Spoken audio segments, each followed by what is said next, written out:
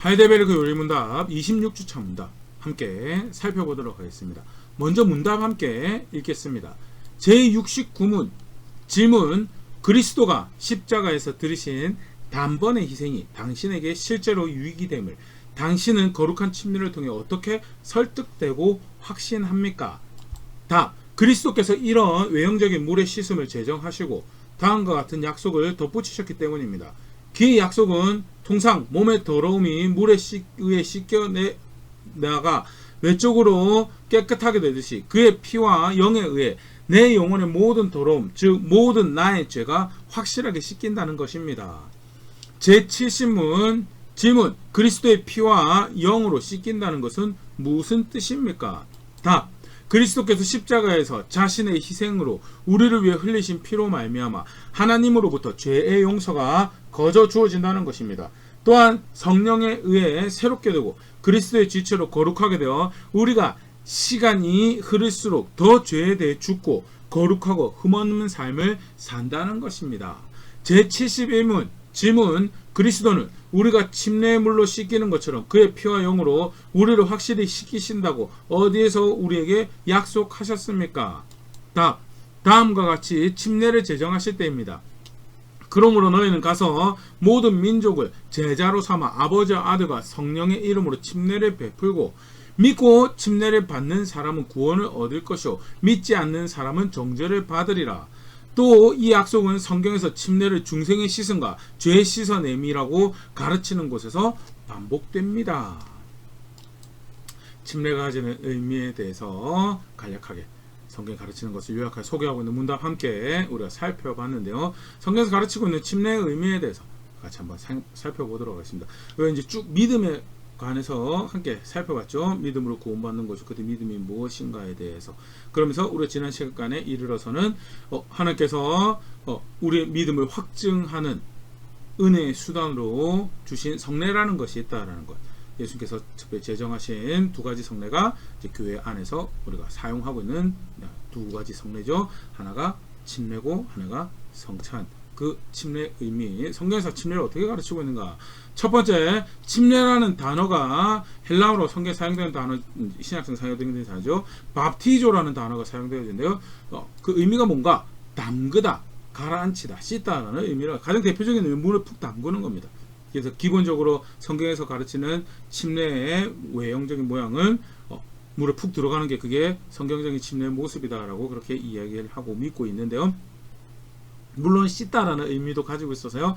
그래서 소위 그걸 세례라고 그러죠. 물을 뿌려서 씻는 것에 상징하는 그런 예식으로도 침례를 행하게 하는데요. 기본적으로 성경에 사용되는 단어가 가지고 있는 그 외형적인 모습은 푹 담그는 겁니다. 푹 담그. 그러면 그것은 무엇을 의미한다라고 할 때 문답에서도 읽은 것처럼 첫 번째는 죄에 대한 씻음을 의미를 하죠. 사도행전 22장 16절입니다. 이제는 왜 주저하느냐? 일어나 주의 이름을 불러 침례를 받고 너의 죄를 씻으라 하더라 라면서요. 침례가 무엇을 의미하는가? 예수님 믿는 것을 의미를 하고요. 예수님 믿는 것을 통해서 죄를 씻김 받는 것, 죄를 용서받는 것에 대해서 죄의 씻음의 의미를 그 예수님을 믿는 믿음을 상징하는 그런 의미를 담아내고 있고요. 죄의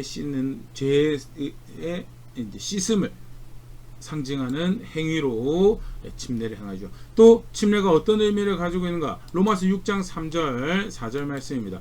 무릇 그리스도 예수와 합하여 침례를 받는 우리는 그와의 죽으심과 합하여 침례를 받은 줄 알지 못하냐? 침례가 무엇을 의미하는가? 그의 죽으심과 합한다라는, 대표적으로 침례가 가진 의미가 뭐냐? 그의 죽으심과 합한다라는 게 11절 이와 같이 너희도 너희 자신을 죄에 대하여 죽은 자 그리스도 예수 안에서 하나님께 대하여는 살아있는 자로 여길지어다 라면서요. 죽은 자입니다. 죄에 대해서 죽은 자입니다 라는 것을 상징하는 모습이 뭐냐? 그게 침례다라는 거예요. 그래서 첫 번째는 죄를 씻는다라는 의미를 가지고 두 번째는 죄에 대해서 죽었다라는 의미를 가지고 궁극적으로 그래서 어떤 의미를 또 가지고 있는가? 죄로부터 구별되어졌다. 침례라는 것이 구별되어졌다는 의미도 가지고 있는데요. 고린도서 12장 13절 그런 뉘앙스로 사용되죠. 우리가 유대인이나 헬라인이나 종이나 자유자나 다 한 성령으로 침례를 받아 한 몸이 되었고 또 다 한 성령을 마시게 하셨느니라 하면서요. 한 성령으로 침례를 받아 한 몸이 되었다라는 것은 예수 그리스도의 몸의 일원이 되었다라는 거죠. 그 몸의 일원이 된 것과 그 바깥과 구별이 되는 것을 뭐라고 표현하냐면 한 성령으로 침례를 받아 한 몸이 되었다라는 거죠. 그래서 침례가 이제 구별 때문에 정결 예식을 통해서 씻는 것, 죽는다는 것, 아울러서 구별되었다는 그런 의미를 가지고 있는 게 성경의 침례라는 그 단어가 가지고 있는 의미고요. 실제로 성경에 그렇게 사용되어지더라는. 그럼 각 표현이 실제로 확인하고 있는 모습들 조금 더 생각해보면, 먼저는 죄에 대해서 씻는다라는 것. 실제로 그래서 씻어져서 정결하게 된 성도의 정체성에 대해서 고린도서 11장 2절에 이렇게 표현을 하죠. 내가 하나님의 열심으로 너희를 위하여 열심을 내노니 내가 너희를 정결한 처녀로 한 남편인 그리스도께 드리려고 중매함이로다. 그러나 나는 이러면서요. 예수님의 교회 이제 비유적으로 표현하는 거죠. 예수님의 교회, 하나님의 교회를 예수님의 신부 이렇게 표현을 하고요. 그래서 비유적인 표현에서 그렇게 신랑과 연합하는 자로 남편이신 그리스도께 소개하기 위해서 내가 너희를 열심히 섬긴다라고 하는데, 어떤 신부냐? 정결한 신부다라는 것. 바울이 깨끗하게 할 수 있나요? 바울이 깨끗하게 하는 것은 이미 예수님의 그 구속의 사역으로 깨끗하게 된 자들이 그 정체성을 올리는 깨끗한 삶을 살아라라고 이야기를 하는 거예요. 기본적으로 그들이 깨끗하게 되는 것은 예수님에 의해서 깨끗하게 되는 거죠. 예수님의 그 구속 사역의 결과로 깨끗하게 되는 정결한 처녀가 된다라는 거, 그게 예수님 안에서 그 구속 사역 은혜로 성도가 누리는 자리고요. 그 씻음이란 표현이 사실 그걸 굉장히 많이 강화를 하죠. 실제로 요한계시록 7장 14절에 보면 그 은혜를 이렇게 표현을 합니다. 내가 말하기를 내 주여 당신이 아시나이다 하니 그가 나에게 이르되 이는 큰 환난에서 나오는 자들인데 어린 양의 피에 그 옷을 씻어 희게 하였느니라. 어린 양의 피로 그 옷을 씻어 희게 하였다라는 거, 물론 비유적인 표현이지만 실제로 예수님 안에서 성도가 누리는, 그를 구원자로 알고 그를 하나님의 아들로 알고 그를 유일한 하나님의 중보자로 하는 그 백성들에게 허락되어진 은혜가 깨끗하게 하신다라는 거죠. 깨끗하게 씻어서 희게 하신다라는 것. 실제로 그래서 정결하다라는 그런 단어로 정체성이 표현되어지는 것이 구속사역을 통해서 누리게 되는 성도의 모습이고, 그런 것을 강화해서 표현하는 것이, 그런 믿음을 두드러지게 표현하는 것이 이제 씻는다라는 뉘앙스에서 침례를 표현하는 거죠. 아울러서 그 다음에 우리가 살펴봤던 거, 죽는다라는 의미에서 죄에 대해서 죽는 거죠. 죄에 대해서, 육신의 정욕에 대해서 죽는, 내가 하고 싶어, 내가 마음대로 하고 싶은 거에 대해서 죽는 거고요. 그렇기 때문에 거기서 죽었기 때문에 어떤 존재로 표현이 되냐면요, 자유롭게 되었다. 요한복음 8장 36절입니다. 그러므로 아들이 너희를 자유롭게 하면 너희가 참으로 자유로우리라 하면서요, 죄의 권세에서, 사망의 권세, 마귀의 권세에서 자유롭게 되었다라는 것. 그래서 죄에 대해서 죽었다라는 거죠. 예수님 구속사역은요, 실제로 그렇게 자유롭게 하시는 그런 은혜를 베푸시는 사역이죠. 히브리서 2장 14절 15절입니다. 자녀들은 혈과 육에 속하였음에 그도 또한 같은 모양으로 혈과 육을 함께 지니심은 성육신에서 오신 예수님께서 그걸 통해서 우리의 죄를 십자가에서 담당하신 것은 죽음을 통하여 죽음의 세력을 잡은 자 곧 마귀를 멸하시며 또 죽기를 무서워함으로 한평생 매어 종로로 하는 모든 자들을 놓아주려 하심이니. 그래서 예수 그리스도 안에서는 죄에 대해서, 마귀에 대해서, 사망에 대해서 자유케 되었다라는 것. 어떻게 그렇게 자유되느냐? 이제 죄에 대해서 죽은 자가 됩니다. 죄에 대해서 죽은 자. 예수님께서 죄로 인해서 죽으시고 그 함께 연합해서 그 죄에서 죽은 자가 되었기 때문에 그 안에서 자유함을 누리게 되어지는 것. 죄에 대해서 죽었다라는 것은 다르게 표현하면 그 자유는 결국 사실 하나님 안에 있는 생명을 이야기를 하는 건데요. 그런 뉘앙스를, 그런 신앙을 부각해서 담아내고 있는 이 신앙 고백, 침례고, 침례는 그런 의미가 있고, 씻음이라는 의미도 굉장히 중요하고, 죽었다는 의미도 사실 굉장히 중요한, 우리가 알고 믿는 그 구원의 은혜를 나타내고 있더라라는 것. 따올려서 또 침례가 아까 우리 맨 마지막에 살펴봤죠. 구별이라는 의미를 가지고 있다는 것. 로마서 8장 17절 구별되었는데 어떤 구별돼서 어떤 존재가 되었는가? 자녀면 또한 상속자 곧 하나님의 상속자요 그리스도와 함께한 상속자니 우리가 그와 함께 영광을 받기 위해 고난도 함께 받아야 할 것이니라 하면서 하나님 안에서 유업이 있는 특별히 그리스도와 함께 상속을 받는 유업이 있는 상속자로 여겨지는 것이 구별되어져서 하나님 백성 되어 구별되어져서 하나님 자녀가 되어지고 하나님 앞에 그런 존재로 여겨지는 것이 그것이 그 예수 그리스도 안에서 누리는 은혜고 은총이고 실제로 예수 안에서 그런 은혜가 주어지죠. 에베소서 2장 12절 13절입니다. 그때 너희는 그리스도 밖에 있었고 이스라엘 밖의 사람이라 약속의 언약들에 대하여는 외인이요 세상에서 소망이 없고 하나님도 없는 자였더라. 예. 약속 밖에 있고 언약 밖에 있고 특별히 이방인들 우리 모습, 대표적인 모습이 그리스도 밖에 있고 나라 밖에 있고 소망 밖에 있고 하나님도 없는 자였는데 이제는 어떻게 되었다고요? 이제는 전에 멀리 있던 너희가 그리스도 예수 안에서 그리스도의 피로 가까워져 예수님의 구속사역으로 해서 구별되어졌고 가까운 자로 여겨지는 그런 은혜가 주어졌고 그래서 그 안에서 어떤 존재가 되느냐 상속자로 여겨진다라는 것 그게 사실은 구별되어졌다라는 것이 의미하는 바고 우리 저는 이제 믿기 때문에 구별된 존재입니다라는 그 신앙을 고백하는 대표적인 수단이 침례. 그래서 우리가 침례를 받는다라고 할 때 이제 죄에서 씻음 받은 자입니다. 이제 정결한 자로 살아가야 됩니다라는 그런 본인에 대한 이해가 그 믿음이 고백되는 게 침례고요. 이제 죄에 대해서 죽었습니다. 그래서 죄와 사망과 마귀의 그 모든 미혹에서부터 자유롭게 되었고 그래서 진정한 생명이신 하나님을 거룩하게 따르고 섬길 수 있는 자가 되었습니다라는 그 로마서 6장 표현으로는 죄의 도구로서는 죽어졌고 의의 도구로 이제 살아가는 존재가 저입니다라는 고백하는 신앙의 모습이 뭐냐 그게 침례고요. 이제 구별되어졌습니다. 세속적인 거 울타리 밖에서 있던 살던 그 거기서 구별되어서 몸 안으로 들어졌고 울타리 안으로 나라 안으로 들어져 왔고 그래서 가깝게 되어지는 은혜가 주어졌고 그것이 의미하는 바 결국 유업이 있고 상속이 있는 자입니다라는 것을 그걸 고백한 게 침례고 침례를 받을 때 그런 의미를 가지고 있더라는. 그럼 아까 맨 마지막에 나왔던 문답이 어떻게 그런 의미를 침례 안에 담아내고 누가 그런 의미를 부여했습니까? 그래서 여기서 굉장히 제일 중요한데요. 침례를 묵상하다 보니까 그게 그런 답이 나왔던 게 아니에요.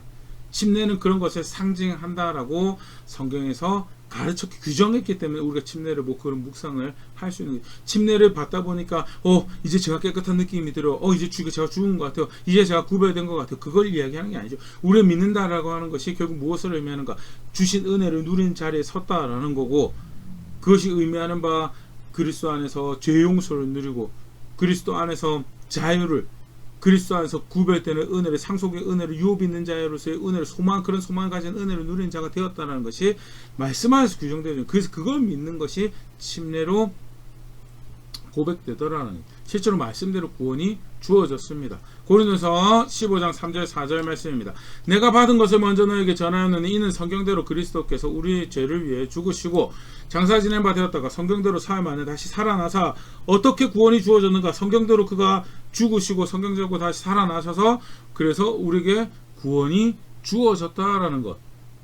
하나님 말씀이 이루어져서 구원이 주어졌어요. 그래서 말씀하신 대로 구원이 주어지는 거죠. 요한복음 3장 36절 아들을 믿는 자에게는 영생이 있고 아들을 순종하지 않는 자는 영생을 보지 못하고 도리어 하나님의 진노가 그 위에 머물러 있느니라 하면서 말씀대로 오신 구원자가 말씀대로 하나님의 사역을 성취하셔서 말씀대로 구원이 주어진다는 것. 말씀대로 믿을 때 구원이 주어진다는 것. 좀 전에 이거 요한복음 3장 36절에 그 순종이라고 표현을 하고 있는데요. 분명히 그런 믿음을 가질 때 말씀대로 구원이 주어지더라라는 것. 그게 우선이죠. 그래서 말씀하신 거 믿습니다. 내가 무엇을 믿고 그래서 무엇을 살아야 되는지 압니다. 무엇이 신앙인지 압니다. 무엇이 소망인지 압니다.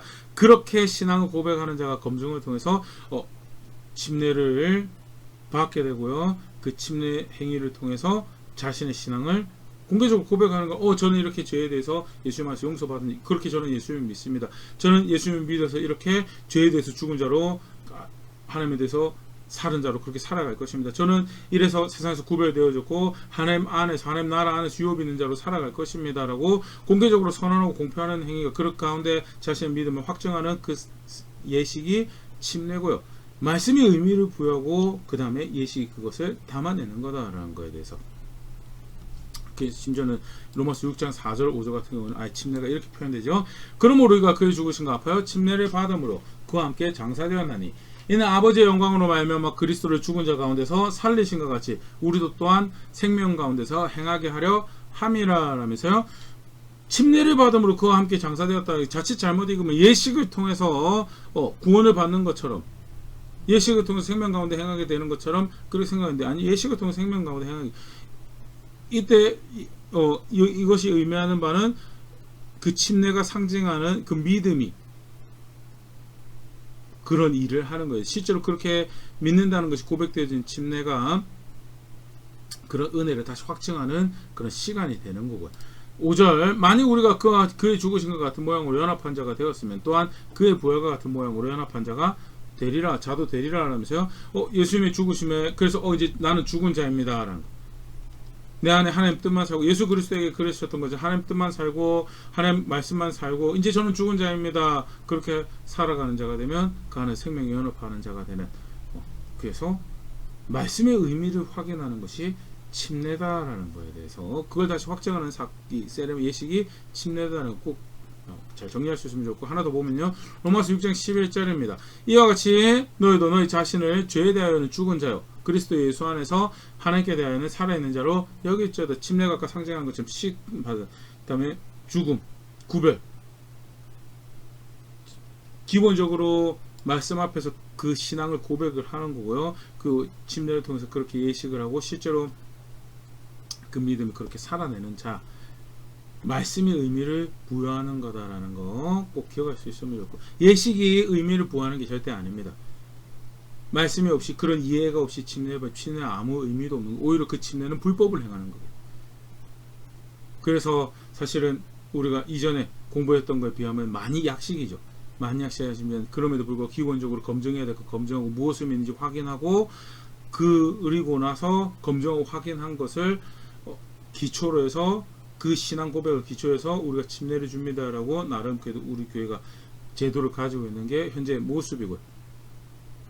사역을 하다가 필요하면 더 강화해야 되지 않을까라고 우리 교회 역사도 살펴봤지만, 그건 길면 길수록 더 좋고, 왜냐하면 교회에서 공적인 예식으로 침례를 하는데 우리가 죄 짓는 침례를 해서는 의미가 없는, 전혀 예수님 부여하시는 의미와 다른 침례를 하는 것은 교회가 하나님 앞에 잘못된 일을 행하게 되는 거라서, 그래서 검증하고 마땅히 그 신앙에 부합하는 침례가 고백될 수 있도록 그렇게 행하는 게 사실 또 우리 교회의 책임이죠. 왜 그렇게 되느냐? 말씀이 그 의미를 부여하기 때문에 그렇다라는 것. 예식이 먼저가 아니고요. 그게 의미를 가지는 것은 말씀이 그렇기 때문에 그렇다라는 것. 마지막입니다. 오늘 마무리인데요. 디모데전서 2장 19절. 믿음과 착한 양심을 가지라. 어떤 이들은 이 양심을 버렸고 믿음에 관하여는 파선하였느니라 하면서요. 믿음을 갖는다라는 것은요, 선과학에 대한 분명 기준을 가지고 있는 거죠. 그게 착한 양심이라고 여기서 표현이 됐는데요. 양심을 버리면 믿음이 없는 거다라는 거예요. 선악의 기준이 없으면요, 하나님 예수님 말씀하신 대로 선악의 기준이 없으면 그건 믿는 게 아니다라는 거에 대해서. 지금 2장 19절. 침례 같은 것도 마찬가지죠. 오늘 우리가 살펴본 내용 안에서 보면요, 침례는 이런 목적으로 주어졌다라는 것, 침례가 구원을 시키는 것이 절대 아닙니다. 침례는 받았는데 믿음이 없어요. 그러면 그 침례는 아무런 의미가 없어요. 그 믿음이 없는데 침례를 받다가 믿음이 생길 수 있지 않습니까? 그거는 그런 의도로 주신 것이 아닌데 불법적으로 내가 이렇게 하면 될지도 몰라라는, 이미 내 자세가 그릇먹었고 침례를 그런 식으로 주고 있는 모든 모습 자체가 하나님 앞에서 불의를 행하는 거고, 그 가운데 우연히 하나님이 선하신 뜻을 이루어서 그렇게 될 수도 있죠. 침례를 받다가 믿음이 생길 수도 있지만, 기본적으로 예수님이 명령하신 대로 수행하지 않는 모든 불의는 죄라고 분명히 하나님께서 알고, 그거를 일이 되기 때문에 면제가 될 거라고 상상하는 거예요. 망고 스스로 속이는 거고요. 말씀하신 대로 의미가 가르쳐주고, 말씀하신 대로 의미가 되새겨주고, 말씀하신 대로 해서 제정하신 목적에 충실하게 그것이 우리 믿음을 가지고 있는 믿음을 확증할 수 있는 계기가 되도록 하는 것이 침례의 바른 사용이고, 침례는 그렇게 말씀에서 의미를 부여하는 대로 씻음과 죽음과 구별의 의미를 가지고 있더라. 간단하게 정리해 주실 수 있으면 좋을 것 같고요. 무엇이 먼저냐? 성경에서 규정하는 것대로 하는 게 그게 신앙이다라는 거. 아무리 내가 볼 때 이게 더 효율적이라고 생각돼도 아니요, 명령대로 하는 게 가장 효율적이고, 그게 어떻게 효율적일 수 있습니까? 내가 내 스스로의 느낌에 속이지 않는다면요, 원칙은요, 하나님께서 사람을 만드셨어요. 누가 사람을 가장 잘 아냐면 하나님이 사람을 잘 알아요. 그리고 하나님께서 이렇게 하라고 하는 것이 사람을 위해서, 나를 위해서, 우리를 위해서, 우리 후배들을 위해서 가장 좋은 방법이다라는 것. 그게 사실 성경적인 이해죠. 말씀대로 그렇게 행하며 내가 하나님을 존중하고 있다라는 것이, 나도 그렇게 고백하고 뒤에 또 우리 가운데 자라나는 예수 그리스도의, 특별히 우리 가운데 침례를 받으시는 분들이 그런 이해를 가지시고 침례를 받을 수도 이끌어가는 것이 말씀을 존중하는 또 우리 신앙의 한 모습이 될 것이다 라는 것. 아울러서 부가적으로는 신앙이라는 것이 성경에서 그 규정한 대로 의미를 가진다라는 것. 침례가 그렇고요. 성찬도 사실 이제 후에 살펴보죠. 성찬도 마찬가지로 규정하신 대로 의미를 가지는 거죠. 자기가 강조하고 싶은 것만 강조해가지고 야매로 만들어놓고, 야 이게 더 훨씬 더 효율적이고 이게 훨씬 더 감동적인 것 같다. 사람이 볼 때는 그럴 수 있어요. 왜? 사람의 감정을 감동시키기 위해서, 그걸 자극하기 위해서 만들어낸 거기 때문에. 근데 그게 하나님 앞에서 의미를 가질 수 있는 건가? 근데 진지하게 정직하게 고민을 해봐야죠. 규정하신 대로 되는 것이 신앙이고, 규정에 되는 것이 그게 영적인 거, 그게 경건한 거, 그게 거룩한 것이고, 그게 받아들여지는 신앙이 된다는 거. 정직하게 보일 수 있으면 좋을 거고요. 가르치는 데 겸손하게 정직하게 배워내며 한 걸음 한 걸음 그걸 살아내며 나의 주인을 합니다. 그가 나의 구원임을 합니다. 그가 나의 소망입니다라고 고백하는 자리에는 그런 제가 될 수 있으면 좋을 거고요. 그렇게 함께 성숙해져가는 우리 교회 될 수 있으면 좋을 것 같습니다.